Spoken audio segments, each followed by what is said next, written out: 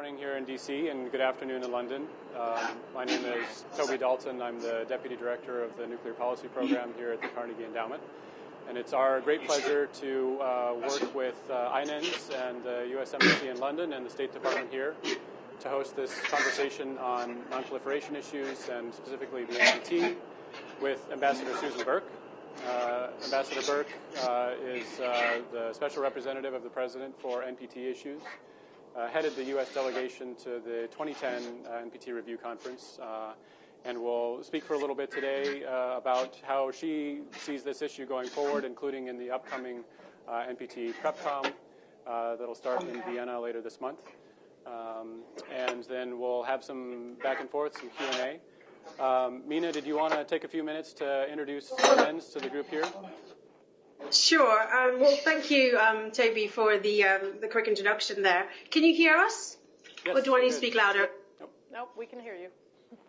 Excellent. Well, thank you to Ambassador Burk for kindly agreeing to take part in the event, and to Carnegie as well for co-hosting this event with us.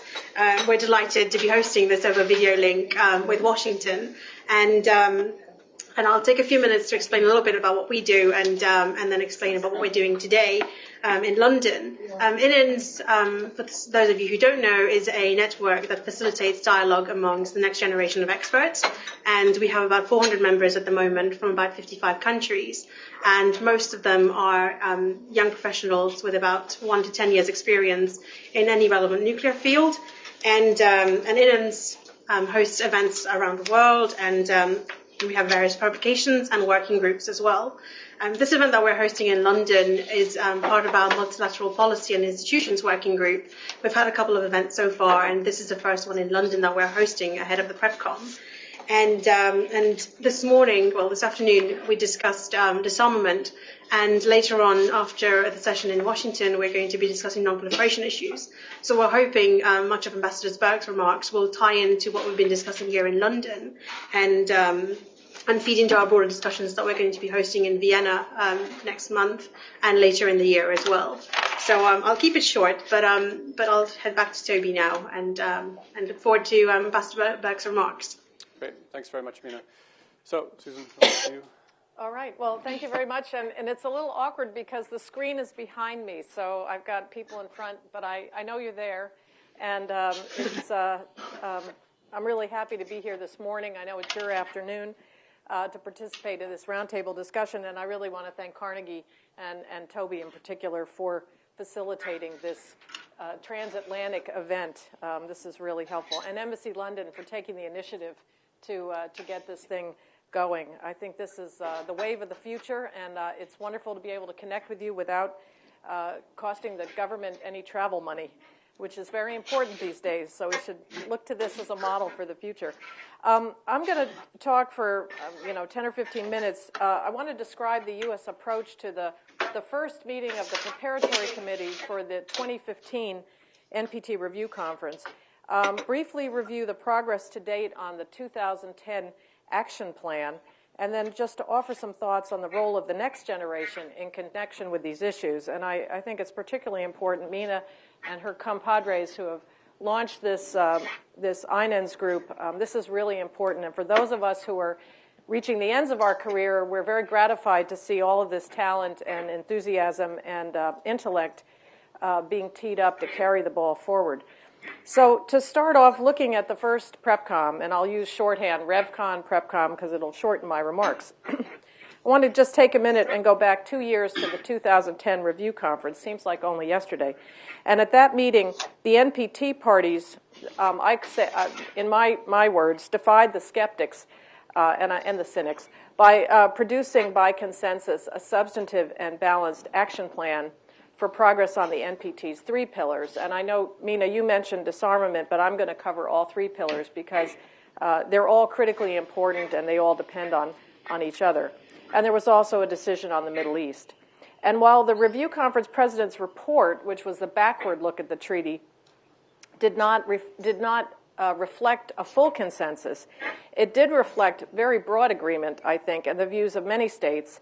And it also reflected the extensive and constructive discussions by the parties on a wide variety of very important NPT issues. One of the important ones for the United States was the issue of discouraging abuse of the NPT's withdrawal provision, using North Korea as an example of that as a real issue, not a theoretical one. In 2010, the NPT parties demonstrated collective support for the treaty, as well as a greater understanding of the mutually reinforcing character of the treaty's three pillars. And very importantly, to those of us who have been involved in multilateral diplomacy for many years, they demonstrated the ability to reach across traditional political and regional groups, I would say the traditional blocs, to work cooperatively to find common ground. And this was really critical to the result and essential to the result. The United States is now looking to use the 2010 result as our point of departure for the 2015 review cycle. And our collective goal should be to build on that result while acknowledging that there are very real challenges that the NPT is facing at this time. And we, as a collective group of NPT parties, need to look at how we can deal with those more effectively than perhaps we did in 2010. So as we're preparing within the U.S. government for the PrepCom, we've been focusing on a careful review of the action plan, and we are preparing our interventions for the various different discussions during the PrepCom to report or provide information on the steps the U.S. has taken in the 2 years to implement the various actions in all three pillars. But we're approaching the PrepCom as an opportunity for all parties, not just the nuclear weapon states, but non-nuclear weapon states alike, to describe their efforts to implement the action plan. And we're looking forward to a comprehensive discussion and hopefully a reflection of the fact that all of the parties, or at least most of the parties, are taking the action plan as seriously as we are. And then since the PrepCom is in Vienna, we have really looked at this as a great opportunity to engage our Vienna missions and our Iaea experts more closely, and to do more to highlight the role of the Iaea and the Ctbto in the action plan, and particularly the Iaea with its safeguards and technical cooperation programs, because of the two of the three pillars, when you read them, really require the action of our folks in Vienna in order to carry out those goals. And then last, in terms of preparations, I certainly have been, since the review conference was over, continued to engage extensively with a very large number of NPT parties from all regional and political groups to continue the conversation about how we can strengthen this important treaty and move forward. And that outreach and that diplomacy, I believe, is really critical. These are conversations that have to take place forever. We can't just do them in the run-up to a meeting and so forth. We have to engage with countries on a continual and persistent basis, and we need to be prepared to listen to other people as well as to share our own views with them.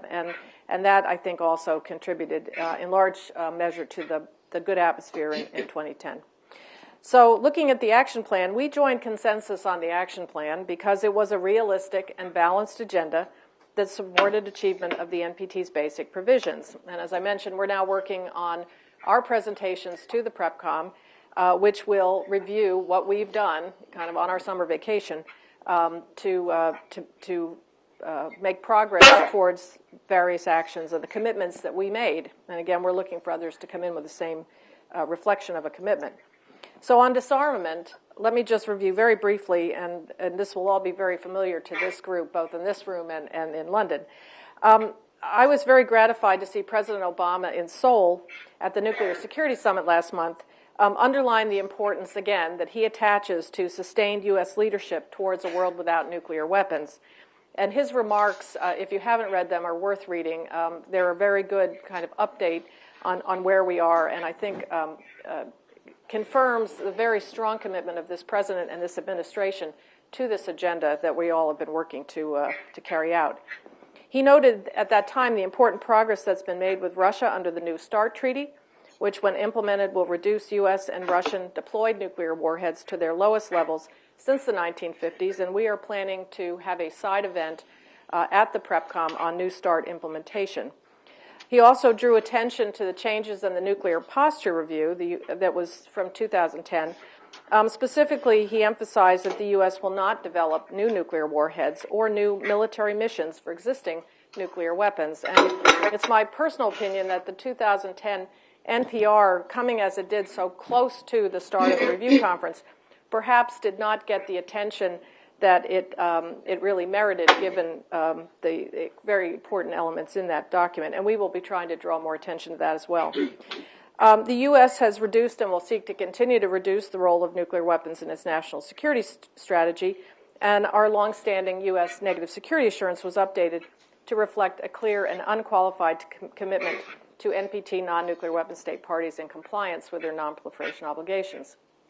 On the Comprehensive Test Ban Treaty, the U.S. administration has been engaging with the U.S. Senate on the Ctbt, laying the groundwork for positive Senate reconsideration of the treaty.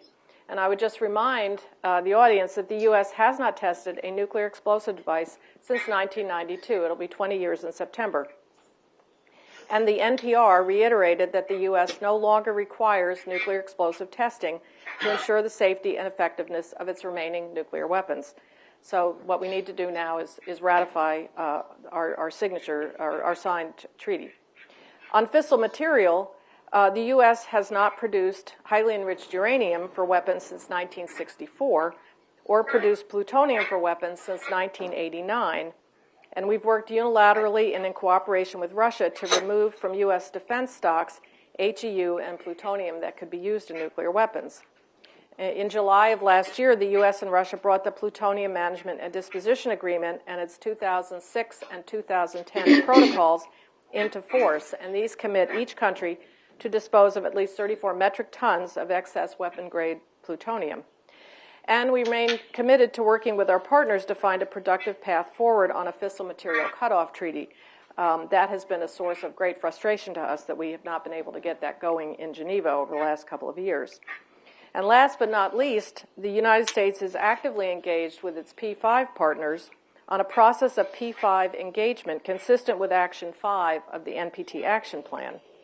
You know, the U.S. and Russia have a long history of engaging on nuclear arms reduction doctrine and strategy, which can be usefully shared with the other P5 members. And the P5 have continued meeting and exchanging information on nuclear reductions and capabilities, verification and reporting, with the understanding that such engagement will lead to better understanding and communication, and this will lay a foundation for increased transparency and eventual multilateral disarmament work. And then finally, the U.S. continues to lead in providing transparency about nuclear weapons, and for those who followed the 2010 review conference, we did release stockpile numbers going back 30 years, and the aggregate numbers under the New START Treaty were released last summer. And it is the U.S. view that increased transparency among all NPT states, nuclear weapon states as well as non-nuclear weapon states, will contribute to stability, and that can help create the conditions for future nuclear weapon reductions. Now let me just talk a little bit about nonproliferation. Support for the nonproliferation pillar really involves support for the IAEA and its indispensable safeguard system. It also, and I would note that the safeguards really provide credible assurance that states are complying with their nuclear nonproliferation obligations.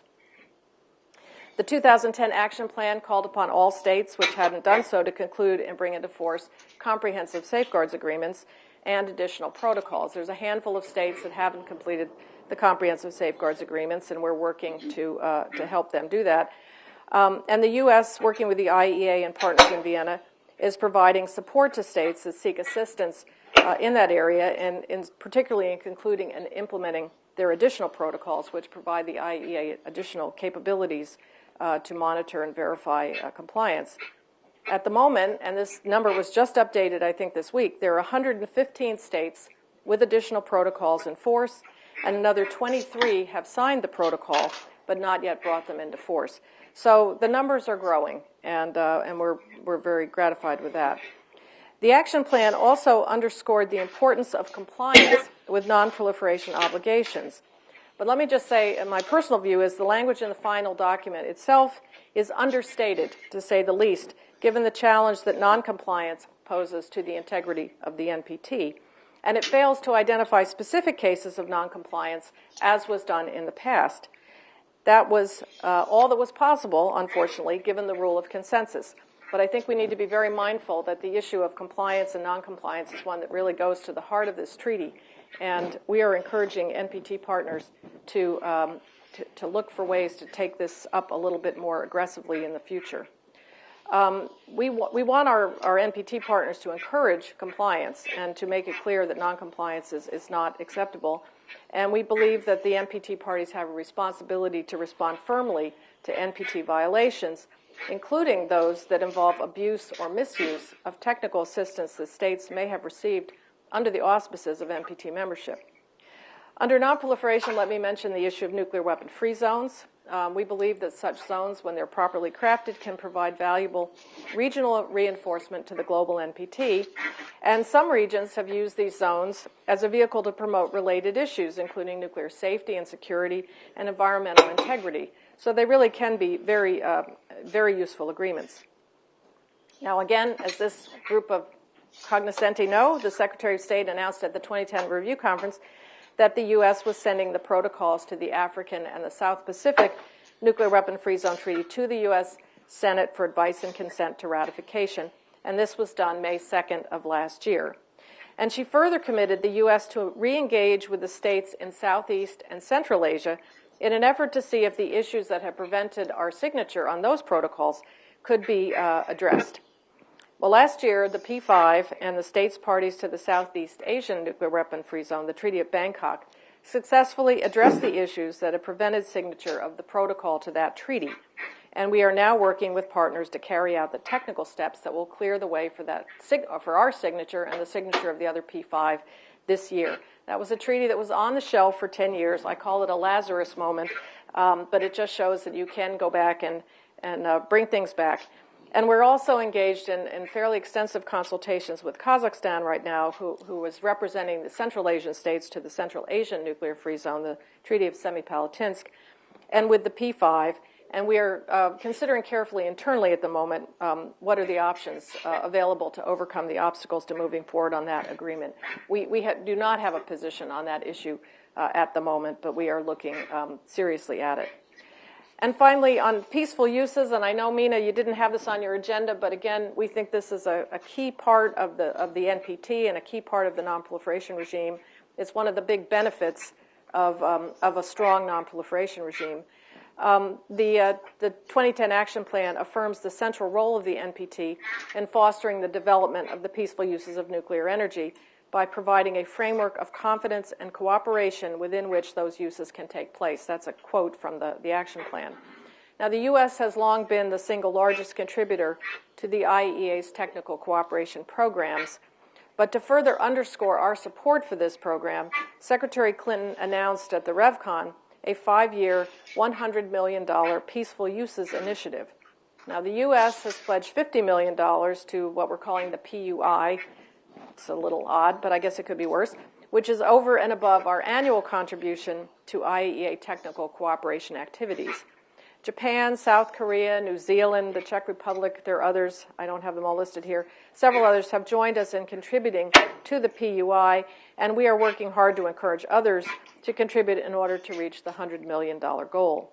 Now, as some of you probably know, the PUI focuses on providing developing countries with training and equipment to apply nuclear technologies, particularly in the area of human health, and we're especially focused on the cancer treatment, which was a big program in the IAEA a couple years ago, food security, water resource management, and developing infrastructure for the safe and secure use of civil nuclear power.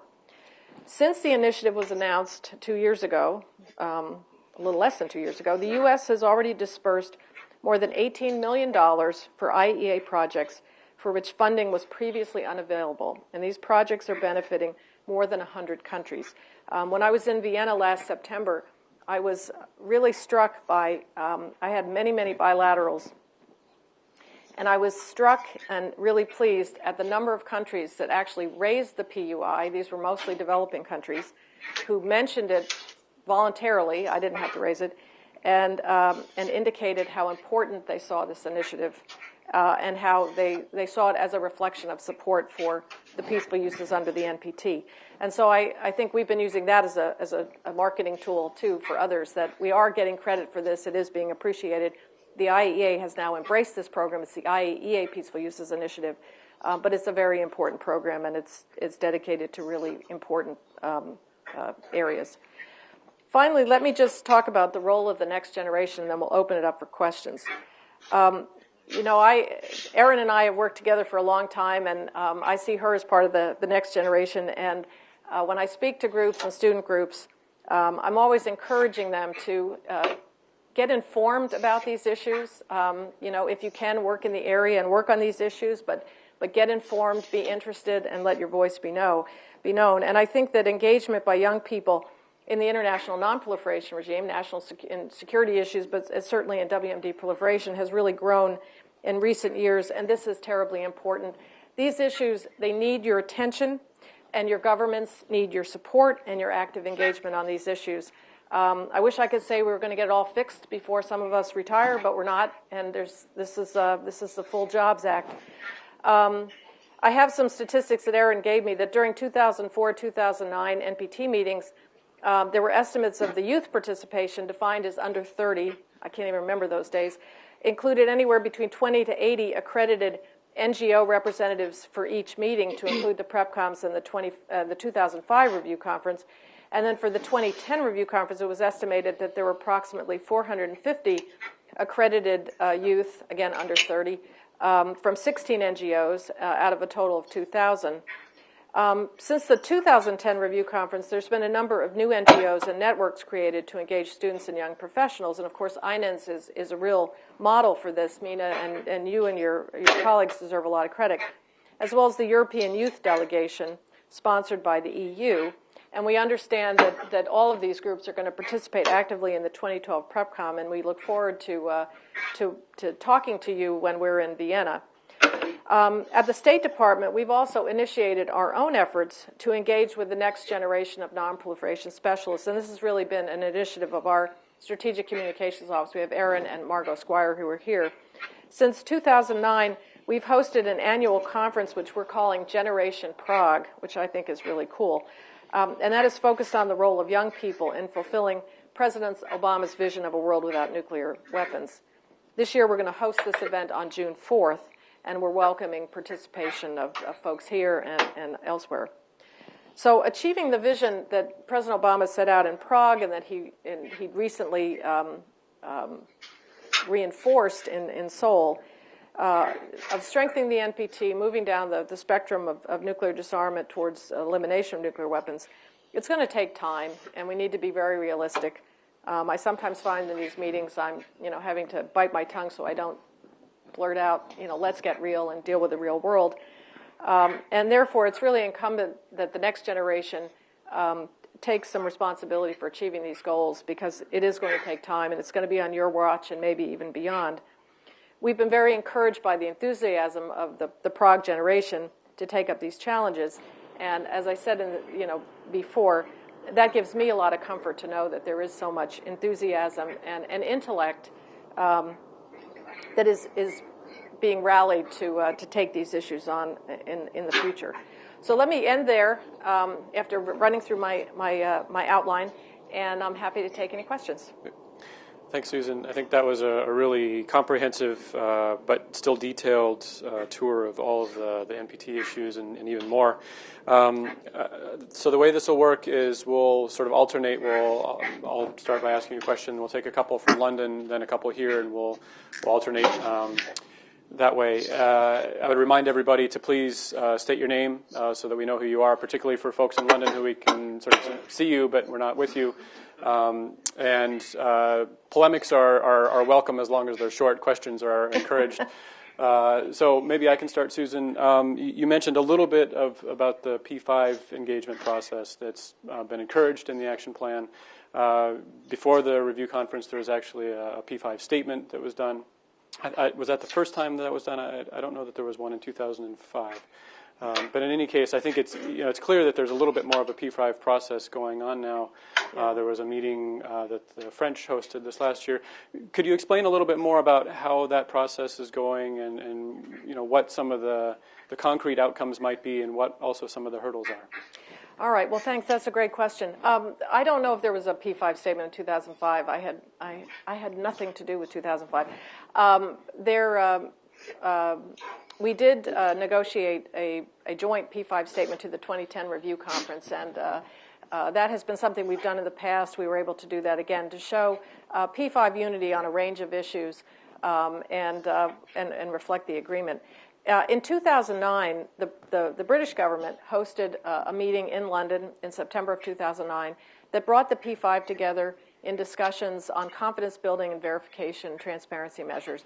I was able to participate in that conference because we had meetings on the side on the NPT review conference. But it was quite an effective meeting, bringing in experts from the different governments, in our case from the Department of Energy labs and so forth, to have fairly technical discussions and briefings. That led to our decision at the review conference for this Action 5, which called on the P5 to engage on a series of items, but that would bring the P5 together in a conversation on issues that, frankly, as I said, the P5 haven't engaged in as a group. It's been the U.S. and Russians, and now expanding us to talk about some of these issues. The French, after the review conference, the French offered to host the first P5 conference following the review conference, and that was held last year. And the U.S. will be hosting the conference this year. The dates have not been set yet, but we're planning on that already. There was a press release out of that, the French meeting. There was a very brief press release out of the London meeting. And there was a public statement out of the meeting in France that detailed some of the things that we were doing, and I don't have it with me at the moment. For obvious reasons, these conversations are largely confidential, and they are confidential at the request of a number of the P5 who would prefer to have these discussions, outside of the public view. But it did describe some of the achievements, agreements to set up working groups and various things, and I can tell you that progress is being made in implementing those decisions and following up on those meetings, and that the next meeting will attempt to carry the ball further. The U.S. goal is to institutionalize a regular process of P5 engagement on these issues, as I say, to build this foundation of confidence and understanding so that we can move to the next levels. The President said in Prague, the U.S. and the Russians need to work on reducing their numbers further to get down to levels, but then he envisions a time where those numbers will be at a level that we can then multilateralize the disarmament process, and we're now laying the groundwork for that. Good. Mina, you want to take a couple questions from London? Sure. Go ahead. Sure. Start off. Chris Hobbs from King's College London. Ambassador Burke, you mentioned the crucial role the Iaea plays in the two pillars of non-proliferation and peaceful use. I was wondering whether you saw a greater future role for the agency in the third pillar of disarmament. There was a trilateral technical study completed in the early 2000s between the agency, Russia, and the United States on verifying nuclear warhead dismantlement. And I wondered whether an initiative like this might be something that the US would consider revisiting in the future. Well, I know there have been discussions of this, and I don't know. I don't know whether the U.S. would consider it. I think at the moment, we're at a stage where we and the Russians are working on nuclear reductions, and the President's made it clear what we would like to see the next phase of our nuclear arms reductions with Russia cover, and the verification for that is going to be bilateral verification. But as I mentioned on the plutonium disposition agreement, we are looking at some of these agreements that involve fissile material and so forth do involve the IAEA. I just think we're not at a stage now where we're looking at the IAEA to verify disarmament. But I appreciate that there is a lot of interest in that. I hear about that. So, Jenny. Hi, Jenny Nielsen, Wilson Park. In your recent outreach with the non-nuclear weapon states, particularly the NAM states, could you provide us with an overview of atmospherics leading up to the 2012 PrepCom? And also, in your recent dialogue with the Middle East states, to what extent are they linking the 2012 WMD Free Zone conference to the 2015 NPT review process? Okay, great to see you, Jenny, over the line. On the outreach, let me just say generally in my conversations with NPT parties, especially non-nuclear weapon states, I get a general sense that there is a very strong desire to sort of sustain the mood. That without exception, countries and government representatives believe that 2010 did represent a positive step, and it was a positive move and a good outcome. And we've all been talking about how we can build on that result and continue to operate, I would say not as business as usual, but as business as we saw in 2010. And so that kind of commitment to keep the, stay the course, if you will, I think is a really positive element. But I would also say that no one that I've talked to, and certainly not in the U.S., is under any illusions that this is going to be easy. But at least if we're all committed to a general approach, I think that's a good idea. On the Middle East, I'm not personally involved in the Middle East issue, but I would say that the Middle East has been a central element in NPT discussions since 1995, and there's no reason to believe that that will not continue to be the case. Daryl? Yeah. Thank you. Good morning. Daryl Kimball with the Arms Control Association. Ambassador Burk, because you're so good at what you do, I'm going to ask a hard question. Okay. What might be considered a hard question. You mentioned the importance of compliance, and it was a priority for the United States in going through this PrepCon review process. My question is, as the United States views that part of the review, does that apply to Articles 1, 2, 3, 4, and 6 alike? And I ask that because, there are questions that have come up over time about indirect support for nuclear weapons programs, for instance, through technical cooperation with non-NPT states parties like Pakistan through the Iaea. Has that technical assistance been used, for instance, to support their weapons program? Because the assistance was technically focused on projects that have dual use, like their heavy water reactor, uranium mining, etc. So, as the United States views this, does it apply to all of these core NPT commitments? And specifically on Pakistan, is this something that the United States has looked into, has a view about regarding the past technical cooperation and the financial support by the U.S. and the Iaea to Pakistan for those activities? Well, I think you and I have had exchanges on this issue before. I would say on compliance, when we talk about compliance, it's got to be compliance with all the aspects of the treaty, all right? And the U.S. and the nuclear weapon states, get accused of not complying with, Article 6. I don't agree with that, and I think the President has laid out an agenda that makes it very clear he's very committed to the NPT and to doing what he can to do this. And I'm not going to do an advertisement for James Acton here, but I mentioned that he has an and this is not a U.S. government endorsement of the article, but I have shared it with a number of colleagues, including in the Pentagon. He wrote a piece in the Washington Quarterly just recently that I saw that talks about some of the difficulties for disarmament, and I would commend it to your attention. Scott Sagan's article a couple of years ago in Daedalus on shared responsibilities is also important too. We need to deal with the real world. I think right now the U.S. is firmly committed and is making every effort to move the ball forward, and if we could achieve the elements of the Prague agenda, I think we would be in a much better place to then go the next round. So compliance on all the things. We're not suggesting we don't have to comply and others do. In the NPT context, what we're really focusing on is NPT parties in compliance with their obligations. Are they doing what they need to do to provide assurance on the non-nuclear weapon states that their activities are exclusively for peaceful purposes? Iran, for example, has not satisfied that requirement in the minds of most. Discussions on the Iaea in Pakistan, I have to say, haven't come up, and I think because Pakistan's not an NPT party. But and we tend to focus on just the groups that are, and I would also say India and Pakistan don't get a lot of attention in the NPT Review Conference. I'm not going to say whether that's a good or a bad thing, but they tend not to get the same attention as some other non-parties.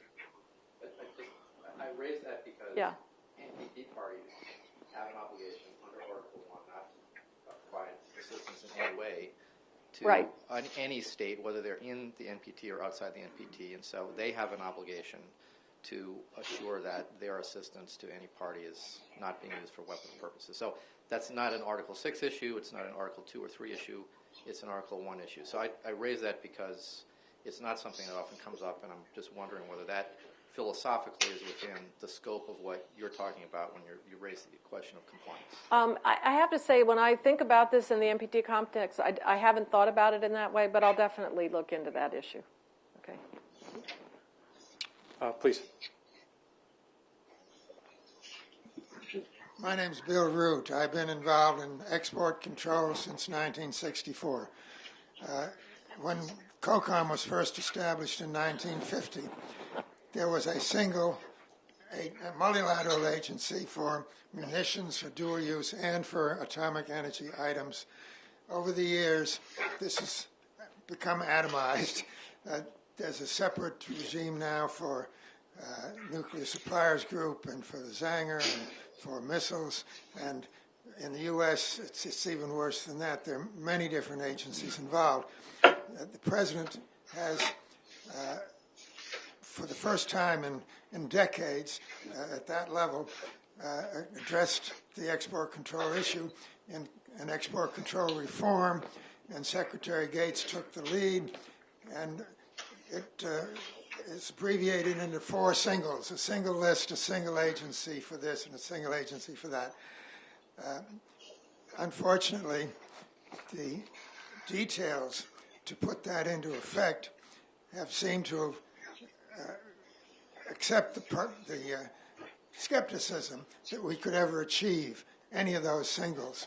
I was wondering if, in terms of compliance, it is extremely difficult for exporters to comply with this multiplicity of different approaches. And we were welcoming the idea of the 4 singles, but I'm wondering if we'll ever get there.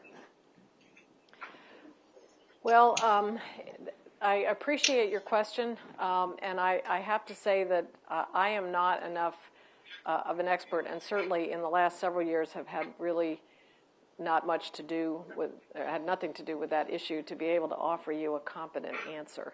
I mean, I take your point, I understand your concern, but I'm not sure that I can answer it in any way that would be authoritative. I'm sorry. Fair enough. Back to London.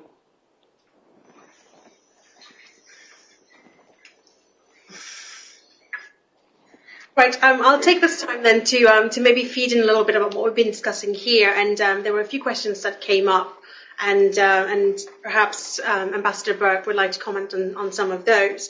One of the issues was on engaging non-nuclear weapon states and their role and what role they can play in enhancing confidence-building measures that will help feed into the disarmament agenda as well. So I wanted to ask Ambassador Burk on her views on that, and secondly on what can be done on progress relating to the to India, Pakistan, and Israel in terms of should disarmament be separately discussed outside the P5 discussions that are taking place at the moment, or whether it should be a broader meeting to bring them in as well. All right, well, Mina, that's a great question. And on the non-nuclear weapon states, and I wish I'd refresh my memory here, this was Scott Sagan's article on Daedalus a couple years ago on shared responsibilities. He really talks a lot in that article about the things that non-nuclear weapon states can do to contribute to security. But I think when we talk about this, number one, it's meeting their responsibilities in terms of safeguards, export controls, whatever the requirements are, supporting the Iaea both politically and through other and through financial and other means.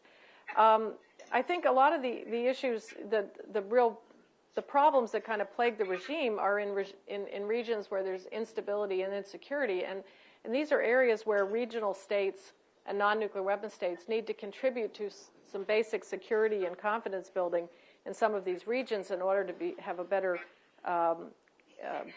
able to handle the WMD piece of it. And so I think that's part of it. And then I'll come back to compliance. Again, the issue of compliance, whatever compliance we're talking about, it's not a P5 issue alone. It's not a U.S. issue alone. It's not a P5 issue. These are issues that all the non-nuclear weapon states could contribute to, greater encouragement of compliance. So those are just a few. I do think that as you look through the action plan, there are a number of different actions that non-nuclear weapon states could take. The Article 4, for example, it talks about promoting the fullest possible access to the peaceful uses of nuclear energy. Well, it's not, Article 4, and I hear this occasionally, and sometimes often, that this Article 4 is an obligation on the nuclear weapon states. Well, it's not an obligation on the nuclear weapon states. It's an obligation on all parties, or it's an obligation for all parties to facilitate the fullest access. So I think that's another area where non-nuclear weapon states can contribute and are contributing to ensuring that countries, especially in the developing world, do have access to the peaceful uses of nuclear energy. So there are a number of provisions in the treaty that commonly get ascribed as being obligations only for the nuclear weapon states, and they really are to all.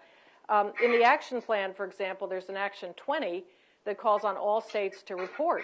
And there's an Action 21 that calls on the nuclear weapon states to report. I've heard Action 20 interpreted by some as, well, that really means the nuclear weapon states too. So I think, again, if the health and vitality and durability of the NPT is up to just the nuclear weapon states, and the other 184 parties see themselves as having no particular role, I think we're in trouble. On India, Pakistan, and Israel, the issue, I don't have a comment or a view on the disarmament process. To my mind, the FMCT negotiations, if we could ever get them going in Geneva, is the best opportunity to begin to bring together countries in the NPT and out of the NPT in a discussion of a negotiation that will significantly enhance the move towards disarmament.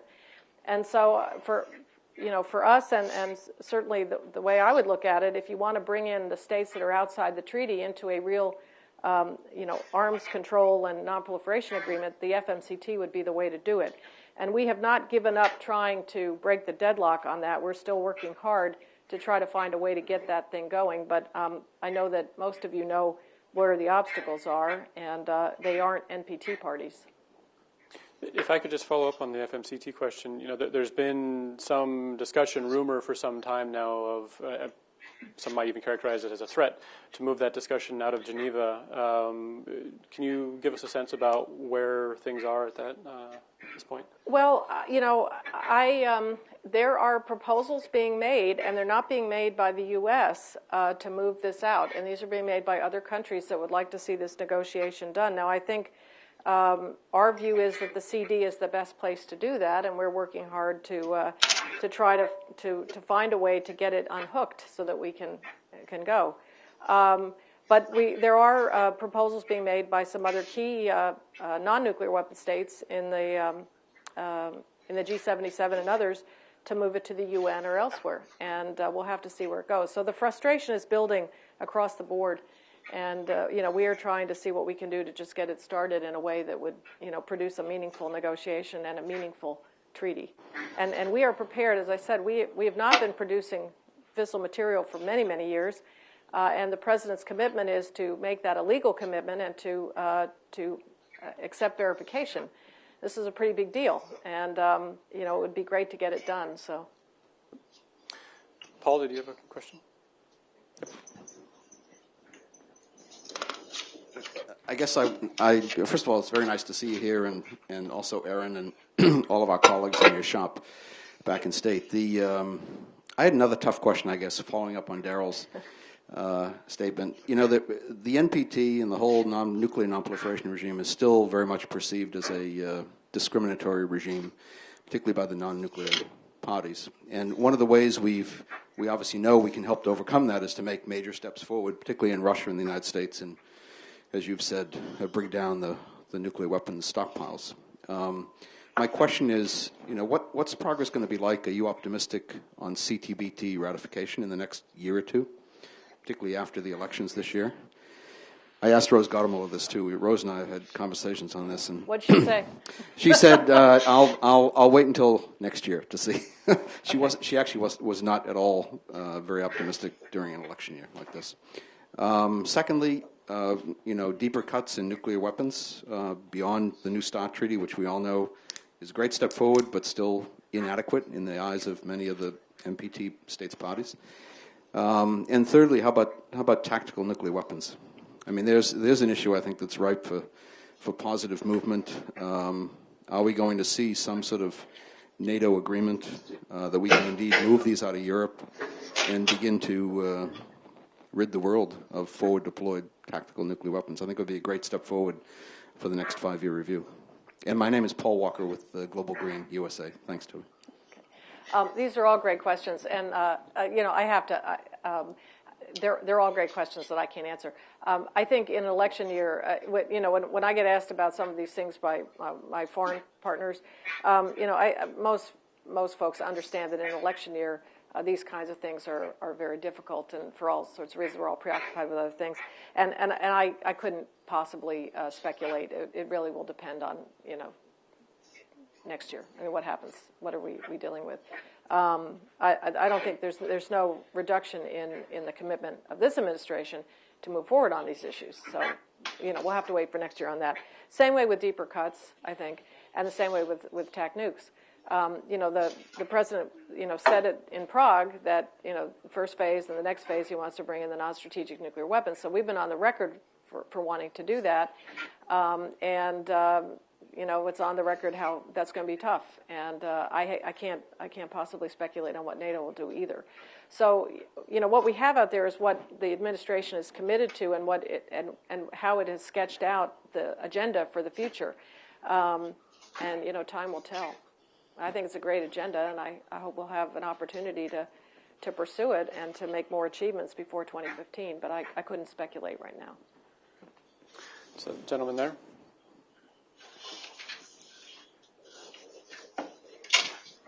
I'm Carlton Stoiber with the International Nuclear Law Association. This is a softball question for you. Thank you, Carl.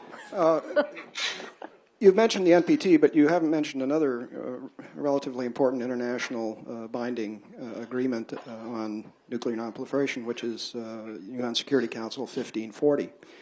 And that binds all UN member states, and there are binding commitments in that. How do you see the relationship between the NPT review conference process and what is going on or might go on with the 1540 committee in the Security Council? But Carl doesn't do softball questions. But let me answer that this way. As I've been, continuing to consult with, foreign partners and people now that I've gotten to know quite well, so that we can have we can have real conversations, no talking points. When we've talked about, implementing the action plan and that, with everybody can contribute to this. It's not just up to the P5 to do all of these things. And asking, well, there are things you could do. What has come up is 1540. For some countries, all of a sudden the light bulb goes on and they're like, well, we're implementing 1540. And exactly. Okay, that's good. Why don't you come to the PrepCom prepared to talk about what you're doing to carry out the 1540 mandate in your area? Because all of these, these Security Council resolutions and various things, this all makes up the global non-proliferation architecture, if you will. We like to say the NPT is the cornerstone, but there are all of these other things that we've built up as an international community over the last, 40, 50 years. The Iaea, its different programs, the safeguards, additional protocol 1540. So that caused me to go back, because I was in the Non-Proliferation Bureau when 1540 was first negotiated, and that caused me to go back and kind of review it and get briefed up on it and say, oh, yes, okay, this is relevant, and the activities that countries are carrying out in support of that mandate, yes, you should draw attention to that because this is all contributing to this larger good and strengthening regime.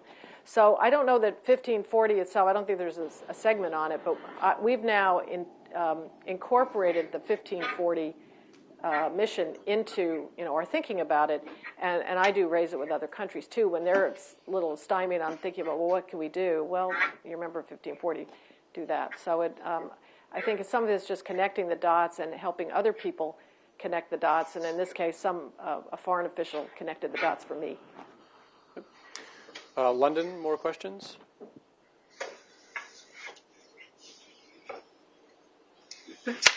Hi, Ambassador. My name's Matthew Harries. I'm from King's College, London. Nice to see you question again. is, my question is that you talked about the fact that the language on compliance in the 2010 final document is fairly moderate. You also talked about your occasional desire to shout at people to get real and to deal with the real world. What confidence do you have that the NPT review process is capable of dealing with real-world problems? And in that context, what would you like to see come out of this PrepCom? What would be a useful outcome? All right. Well, yeah, Matthew, it is good to see. We met in Washington, didn't we? Yeah. Right. First of all, out of this PrepCom, the one nice thing about this PrepCom is nothing has to come out of it. So I'm pretty relaxed, actually. The PrepCom doesn't. We don't have to produce a document. The chairman has made it clear he's going to produce a report, but we don't have to negotiate a document. So that's one relief. I think what we'd like to see come out of the PrepCom is what I've said before. This will be an opportunity to determine whether or not most of the other parties are coming in with, prepared to really kind of, sustain the mood, continue to want to collaborate and to cooperate, have a good comprehensive discussion about what everybody's been doing since 2010 to keep the faith on the action plan and to carry it out. And, we'll know when we hear the statements, whether or not we do have that mood and whether people are similarly committed. I think we need to look at this. It's the first of a series of PrepComs. It is only the first PrepCom. Things will build up over the time leading to 2015. But it would also be good, I think, if countries indicated their desire or the importance they attach to full compliance with the treaty. I mean, again, these are just things that you would hear in statements. There's not any written product or that sort of thing that we would be looking to do. And it's, I understand the limits of consensus. And I think when you look at consensus, a lot of, we've been engaged in this debate. Is it the final document a glass half full or a glass half empty? Well, it depends on your perspective. I think it's a glass half full, without a doubt. But if you're negotiating a document and you want consensus with, I think there were 172 countries that showed up at the meeting, let's get real. Everybody can't get everything in there that they want. You get the common, you get the common ground. So, but I do think on compliance, the parties, their unwillingness or maybe conflict averse or whatever. I think we need to address that as a real issue that we need to care about. And I think when it comes to compliance, the nuclear weapon states compliance seems to be fair game in the discussion on whether or not the P5 are complying. There's no problem with that. But when it comes to compliance by other states that aren't not nuclear weapon states, then that seems to be one that people are hesitant to talk about. And I just think whether it's discriminatory, non-discriminatory, it's a product of its time. I continue to believe that it stood the test of time, and I think if we tried to recreate the NPT today, we couldn't do it. So I think the NPT is too big to fail, and we just have to find a way to work within the framework. So. Another question from London? I think we'll head back to DC. Okay, good. So you had a question, ma'am?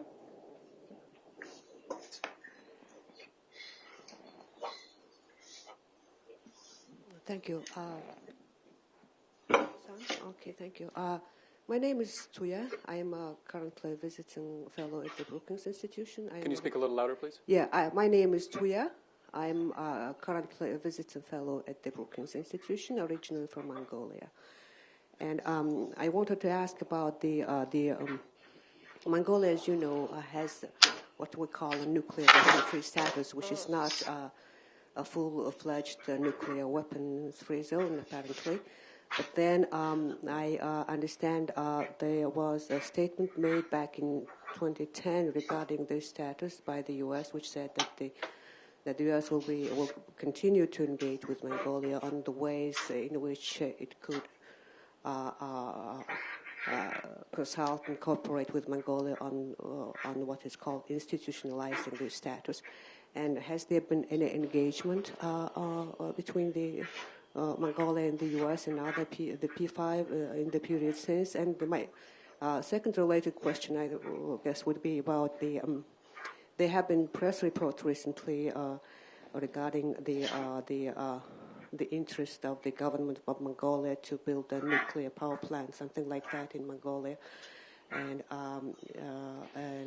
of the non-negligible uranium resources that the country has apparently discovered. And so my question is, would you see any potential proliferation risk if Mongolia develops this nuclear energy policy and pursues that policy?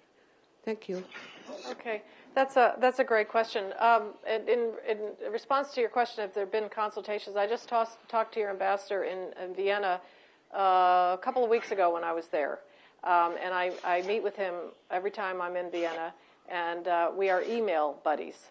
So we're in regular contact on this issue, and the U.S. has now for the last year we've been in touch with him very regularly. I've met with your ambassador also in Geneva, looking at what we could do to respond to this Mongolian desire. There was a statement in 2000 that the P5 issued, and that's sort of the baseline.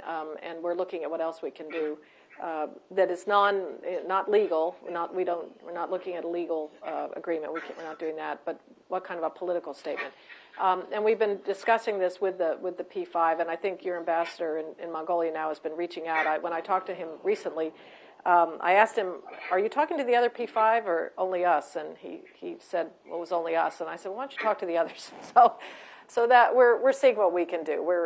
We've got it under we've got it under review, and we're in regular contact. On the power reactor, I don't know. I can't comment on that. I would just say Mongolia has strong and excellent non-proliferation credentials, and is a party, a non-nuclear weapons state party of the NPT in good standing, and I think that's a fundamental criteria. But beyond that, I don't have any comments on your power plans. Sir.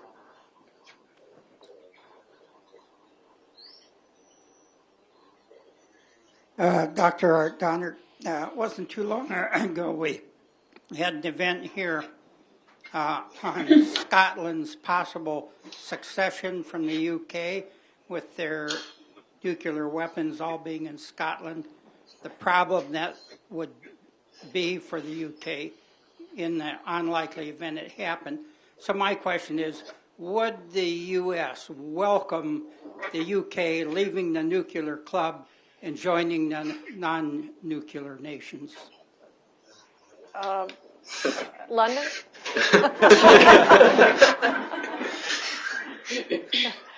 Let me just say, and then I'll kick it to London. Is Josh there? Listen, the United States and the United Kingdom are the closest allies, and I'm not going to answer that question. But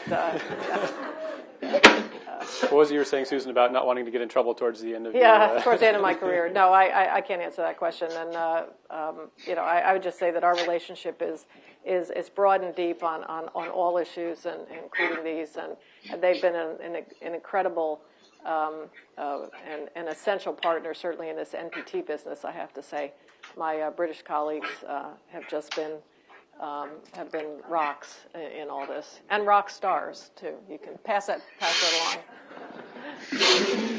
Sure. Thank you. George Dragnich with Northcourt Limited, which is a new nuclear energy insurance firm out of London.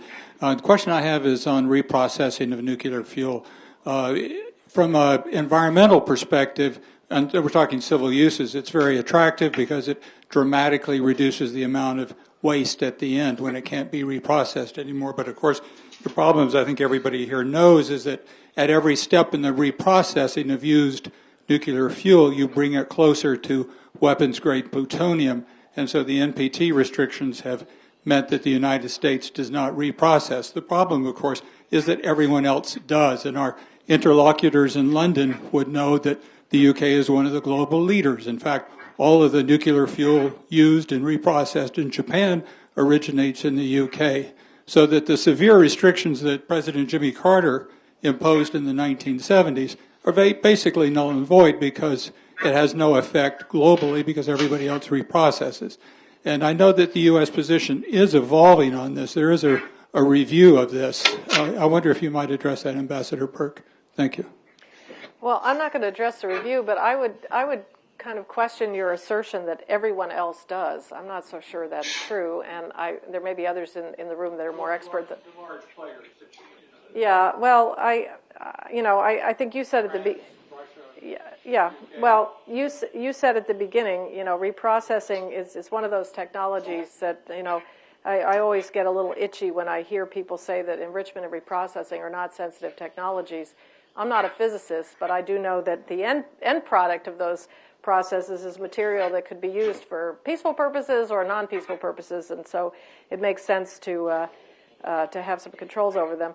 I'm not really familiar with the review on this issue, but I even the big players, that in itself does not translate into everyone else does it. And I do think that, as we talk about multilateralizing the fuel cycle in Vienna, which is what we're engaged in, it's a really interesting idea that some of my colleagues here, Carl and Dean Rust and others, this goes back to the 70s. It wasn't time then, but now we're talking about trying to multilateralize and internationalize these kinds of activities, and that's being done for economic reasons, but also for non-proliferation reasons. So, Tristan. Good morning, Ambassador. Tristan Volpe, George Washington University. I'd like to stick with the fuel cycle for a second. I think as the current dynamics in the Middle East demonstrate, the spread of latent nuclear technology, specifically the nuclear fuel cycle, generates a severe challenge for the non-proliferation regime. What concrete steps can we take today to strengthen the NPT regime to deal with this very tricky issue? Thank you. Well, I think what we're, again, I'll go back to one of the initiatives now that has gained traction in Vienna is the idea of multilateralizing the fuel cycle for exactly that reason, and also for the economics of this. I think, these are national, decisions to pursue these activities, but if there could be a viable alternative, instead of, creating your own fuel cycle, to find viable economic alternatives to that would be the way to go. The other thing is I'm not a technical person and I'm not a fuel cycle person, although I do know the back end from the front end. In all of this discussion, and when I first came back in 2009 to look at this and was reading through all the reports and that kind of thing, nowhere is there any acknowledgement of the challenges of dealing with the back end of the fuel cycle. Everybody's talking about the sexy front end of enrichment and reprocessing. Now, again, I'm not the scientist, but I know that at the end, you got a big problem, and we have that in our country as well. We don't know what to do with spent fuel and waste and that sort of thing. And I would just say, as a non-technical person looking at this, I think they're missing a big piece of this, and that they need to look at the whole thing. I had the occasion to be at a dinner with Secretary Chu. I'm not dropping names, but it was pretty cool. And this issue came up. This was in Vienna. This issue came up about the back end, he made a comment. Yeah, well, we can tell him about the back end. So I do think as we talk about this again, some of these discussions. This is Susan Burk saying, we're talking about these at this sort of high political level. We need to bring them down to ground and turn them over. Don't do this at home. Leave this to the experts. Let the experts talk about some of these things. Now, I know it's political. I mean, I'm not dismissing that. But then I think at some point you got to bring it down to ground and figure out what are we doing with this. And that's the one thing when I look at the enrichment reprocessing debate, I'm concerned that there is not doesn't seem to be much attention being given to, after you build all this stuff, what do you do with all the stuff that pops out at the other end that you can't use? And I'm not sure reprocessing is the only answer to that. So I leave it to other people much more informed than I am on that. Other questions here in Washington? I had a follow-up question, Susan. Do you like to wager? Do you like to bet? No. I just say if I were a betting person, I would bet, but no, I don't. So if you were a betting person, Yeah. fast forwarding to 2015, coming out of the 2010 review conference where things really sort of came down to the last day, and we weren't sure whether there was a final document or not, and in the end there was. How do you feel about this review cycle going forward? Do you think that in 2015 there will be a final document? What do you think that document might say? Okay. I wouldn't even say if I were a betting person. I think that, and I'm not the only one that has this view, I think 2015 is more of a challenge than 2010, okay, and for these reasons. If you're following on the heels of a conference that is widely seen as not being very successful, to be charitable, then you could say you can only go up.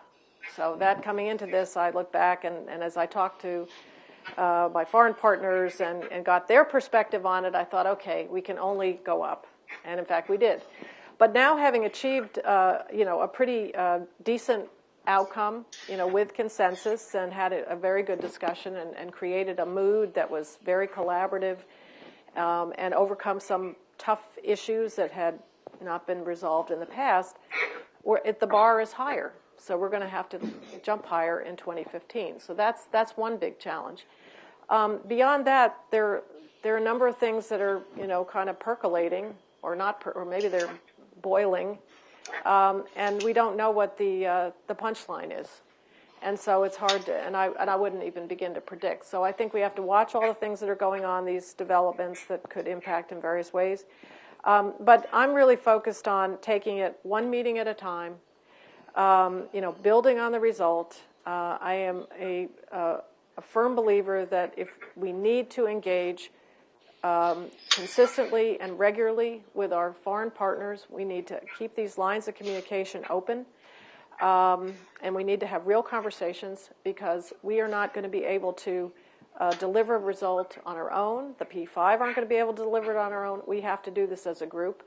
And I think the more we encourage our partners to see this as a collective effort in which we are all stakeholders, and it's not up to one state or group of states to sort of do this. We all have a responsibility.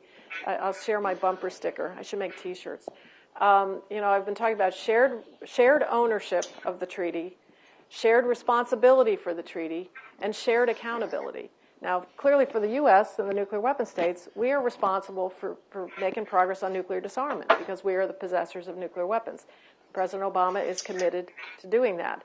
But all the other states have responsibilities too, and they also have ownership of this treaty. So if we could just kind of change the way we approach this and not seeing it as a zero-sum game or it's up to a certain group or so forth, and get more of a collaborative approach to this that carries over into 2015, I think we'll have a much better shot of producing a result then that will reinforce the treaty and the regime and take us down the road to the next step so that we can make more progress in all pillars, on disarmament, on non-proliferation, and on peaceful uses. So that's my hope. So you mentioned there's a shared responsibility, I think, and you also in your remarks you suggested some statistics that there was a lot more participation from NGOs and particularly younger analysts and so forth who are becoming more interested in these issues at the 2010 review conference. What can groups like Carnegie, like some of the other civil society organizations that are here, do to help with this sort of shared responsibility part going forward? Great question. I think the role of civil society and NGOs and groups of young people and others are critically important. I've been in public service for 36 years, and I see that as serving the public. And if we're not serving civil society and being responsive to NGOs, and as Darrell knows and others, when the NGOs are on your side, they can be a tremendous force multiplier. So, and I've had the good fortune of working on a couple of NPT review conferences where that's been the case. I think it is important. I think Carnegie and other groups, you can do this kind of thing where you bring people together, ask the tough questions. I mean, I have my notes here. If we don't have good answers, if the government folks who are doing this stuff don't have good answers, let us know. Sometimes questions get raised that we haven't thought about. We can go back and think about it. So I think by facilitating the dialogue between the government officials who have to go off and represent governments and make decisions that bind governments, and the public, the civil society, and the informed NGOs and so forth. We have a better partnership there. So I would just say continue to do this. And I think getting information out about these issues, on all the issues, not just NPT, but the others, so that there is a forum to inform people who want to be informed about these issues is critically important. I think involvement on these issues, and I feel that as long as I've been in this business working on these issues, we don't have a natural constituency for our issues. Everybody here and in London is seized with these issues and believes they're important. But I think in terms of the national discourse, these kinds of issues are sort of niche issues, and they're not issues that dominate the news cycle. And so it makes it harder to sometimes to move forward when you don't have a natural constituency. So you have to be that and help us get the message out and get the support we need to move forward on all of these agenda items. You mentioned your record of public service in our quadrennial silly season. That's the presidential election process. Here, I think public service bureaucrats are often denigrated. Advice for younger folks who are entering this field, involved with groups like INENS or the PONY process here in D.C., on how to formulate a career on these issues. You've had a number of different experiences with ACTA, with the State Department, with the Defense Department. How did you think about your career and any reflections on it? Well, looking back, I never would have imagined today, or 36 years ago, where I would be here now today. So it sort of has unfolded in ways, and it hasn't been very calculated. So sometimes things just happen. I do think, government service, I think, is terribly important. It is hard to get into government service, and it's going to become harder as, the government is reduced. And as many of us in the room who've been in government, we kind of get used to being maligned as lazy bureaucrats. I know, that we are not. But I think it is very important to look at it as a career. And I found a quote recently, and this was more relevant to me in my last two positions ago, and it was by a career civil servant who said they saw the role of the career seniors to speak truth to power and to be the continuity and to provide the advice as the political people came in. Now I'm in a presidential appointment right now, which I have to say I would never have imagined I would have been in. But throughout my career, it's the role that we play as the career bureaucrats in terms of being the ones there who sort of know where the bodies are buried, can provide the advice. Your leaders may not take that advice, but your responsibility is to give them the best advice.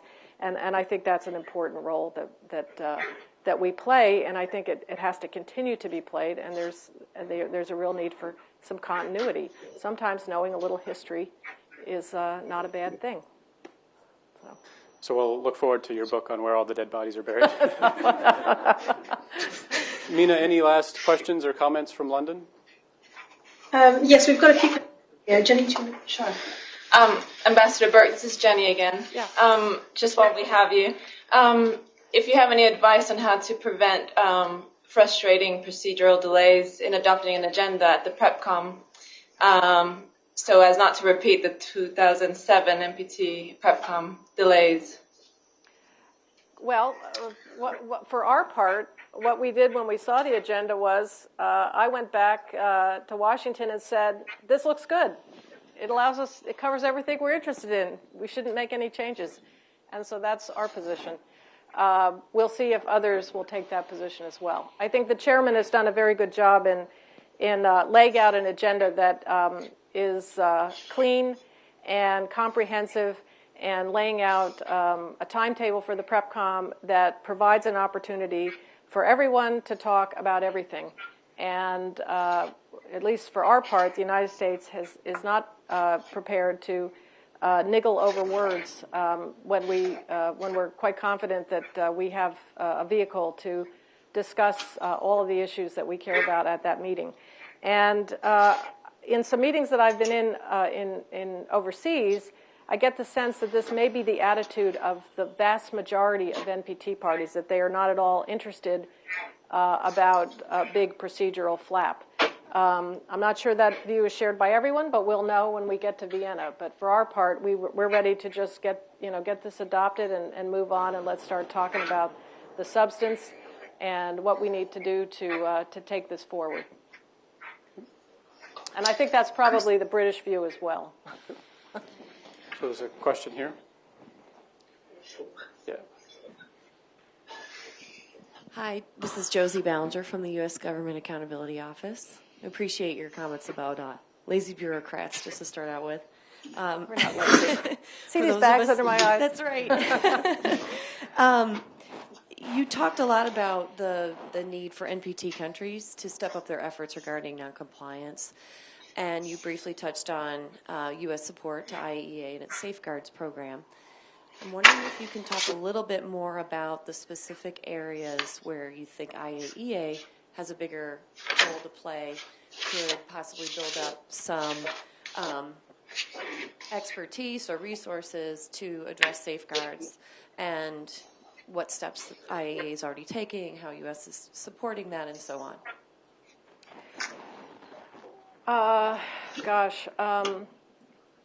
Well, I think one of the things that the IAEA did in 2000 was its members negotiated the additional protocol, which was a response to what they learned in Iraq.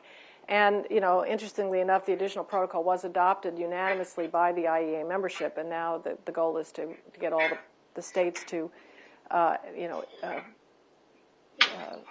negotiate an additional protocol for themselves and bring it into force. So that's a big issue. There is work going on in the IAEA looking at safeguards. I think the IAEA is continually looking at ways of making sure that the safeguards are as comprehensive but as economical as possible and efficient. But I can't really speak to the specific issues. I know that there are efforts underway. The U.S. government is involved with its experts and its various folks. I know we have people from our DOE labs that participate in this as experts. But I can't speak to the specific issues because I'm not familiar enough with all the details.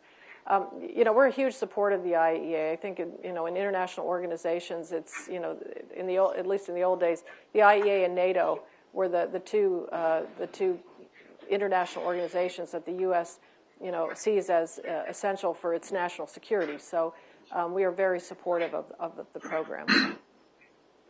Carl, two finger.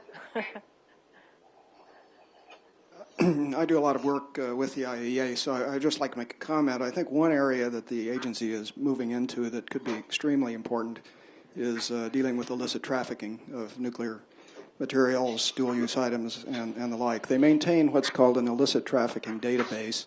It's an imperfect instrument right now because, of course, transferring sensitive information to a multilateral organization always raises certain policy issues. But I think with the additional protocol and the reporting requirements under that, the agency is acquiring a great deal of information about what countries are doing. And so I think the illicit trafficking area is one that the agency could really expand its work in and should be supported by the United States. Yeah, thanks for mentioning that. That didn't come immediately to mind, but I know that's a big issue. That and nuclear safety and other issues, particularly as more and more countries move into the area of nuclear energy and other sorts of things. These kinds of programs are going to be critically important to ensure that all of this is viable. Sir, the back. Ms. Burk, I concern myself with the building of the natural constituency for these issues beyond the level of Carnegie, Brookings, the major think tanks here in the city and elsewhere. There is a lower level of community-based organizations that need to know what their interests are in these matters.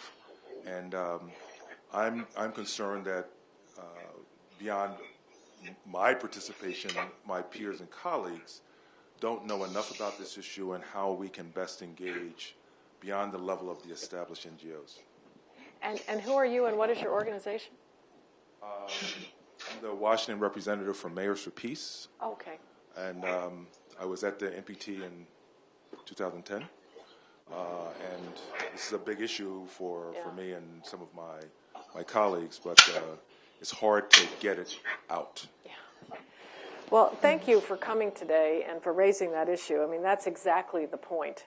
It is hard to get it out. I've had the great pleasure of being invited to speak, World Affairs Councils. I went to Alaska, to Anchorage and Juneau, and Milwaukee, and I spoke to a group here. I think Margot here is the head of our Strategic Communications Office. Since she's come on board, they've been working very hard to try to get people out and do that. I think that's the one way to do it, is to look for opportunities for speakers to get out.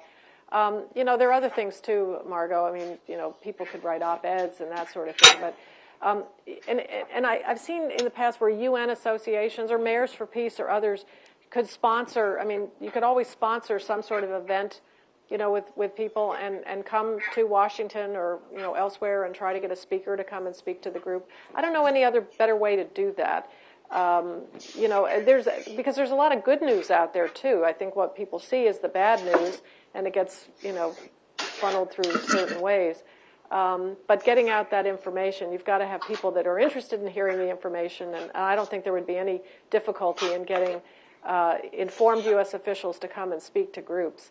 I love that. I particularly love when it's college campuses and things like that. The fact that anybody's interested in hearing about this is great. So, you're putting your finger on a really important point, and I did mention that as well. It's been something I've been very keenly aware of for many years, that this is one of those issues that, a congressman is not going to say, oh, I better vote for the Ctbt or I won't be reelected. Okay, so I'll stop there. London, any further questions? We've got one final question. Okay. Chris Hobbs, King's College London. This question actually relates back to the fuel cycle discussion you're having in Washington a little bit earlier. I've got quite a specific question regarding the 123 agreement between the United States and South Korea, which is under discussion at the moment. But South Korea are interested in a future fuel cycle, including fast reactors and pyro processing to meet their energy security needs and sort of waste storage issues. I just wanted to ask how this is progressing on the US end and what you thought the prospects were for perhaps a multilateral facility in South Korea on pyro processing. So the question was about whether in the U.S.-South Korea 123, whether to deal with South Korea's interest in pyro processing or fast reactors or other sort of newer fuel cycle technologies, whether a multilateral facility might be imagined. Yeah.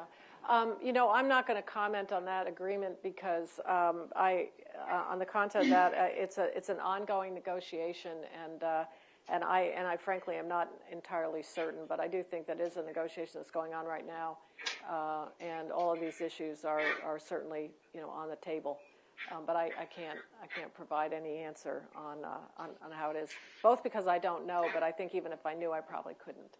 So. Good. Any last questions here? Oh, Mina, do you want to have the final word from London? Sure.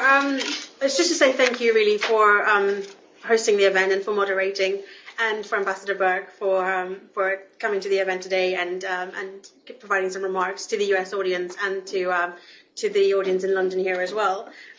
Just a quick follow-up about what we're doing here in London.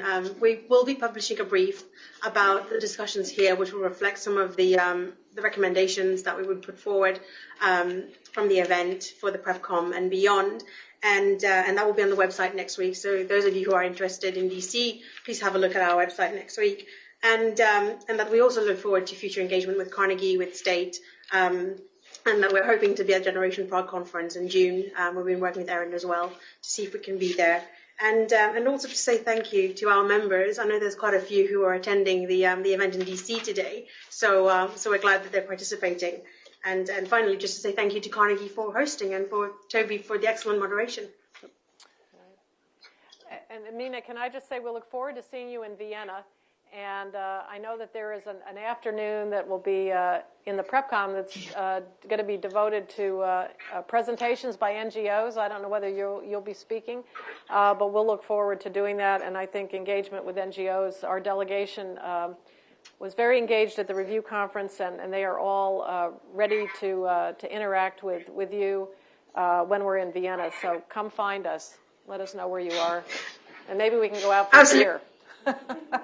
Looking forward to it, and we're also hosting 2 events during the week. One is on strengthening interagency cooperation between the Iaea and the Ctbt, which will be in the second week of the PrepCom, and following up in the afternoon that same day, we're hosting another event on the status of the implementation of the Treaty of Pelindaba, and we've got the Commissioner for the African Commission who will be speaking as well. So we look forward to the US delegates being there as well. Yeah, we'll look forward to being there. Sounds like an interesting program in Vienna. Yeah, sounds great. Well, thanks to all of you, and thanks to INNs and the Embassy in London and the State Department, Erin Harbaugh and Margot Squires, and to the Carnegie staff, in particular Madeline Foley, for helping organize this. Thanks all to you, and special thanks to Susan for coming out, being a sport about some of the hardball, the softball, and everything in between. Look forward to seeing you again here soon. Thanks very much. Thanks, Toby. Yeah, I really appreciate it.